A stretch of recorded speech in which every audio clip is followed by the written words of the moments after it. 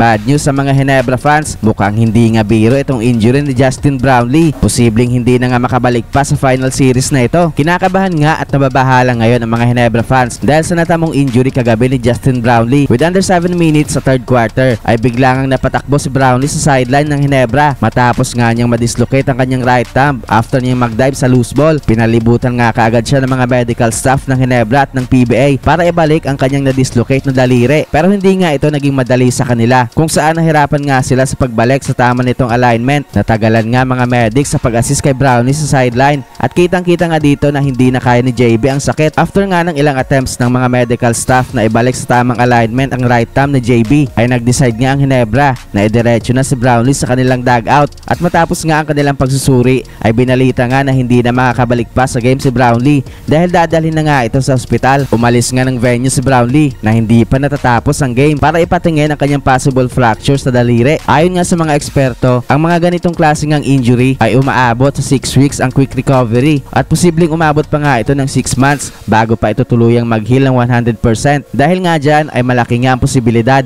na hindi na makakabalik pa sa series ang Ginebra import dahil matatagalan pa nga bago gumaling ang kanyang injury na sakto pa na sa kanan na dislocate ang kanyang hilalaki kung saan ito nga ang dominant at shooting hand ni Brownlee. Kung maalala nga natin, way back 2016 noong Governor's Cup ay parehong injury nga ang natamo ng import noon ng Ginebra na si Paul Harris, dahilan para maghanap ang Ginebra ng replacement sa kalagitnaan ng conference at ang pinalit nga sa kanya ay si Justin Brownlee na ngayon nga ay binansagan ng greatest import of all time. Malaking kawalan nga sa Ginebra ang mawala ng import series na ito, lalo na si JB ang kanilang nangunguna sa scoring bago ito na injury. Posible nga mag-all Filipino ang Ginebra all throughout the series at kailangan mag-step up ng kanilang mga locals kagaya na lang ni na Jamie Malonzo, Stephen Holt, Japit Aguilar, Troy Rosario, RJ Abarientos at Scottie Thompson. Posible din nga na maghanap ang Ginebra ng panibagong import pero dahil sobrang biglaan nga nito ay panigurado ang kukunin ng Ginebra ay yung pamilyar na sa sistema ni Coach Tim Cone. Isang import lang nga na naglaro na sa Ginebra ang pamilyar sa triangle offense ni Coach Tim at yun nga ay si Tony Bishop na kasalukuyan naglalaro ngayon sa Puerto Rico.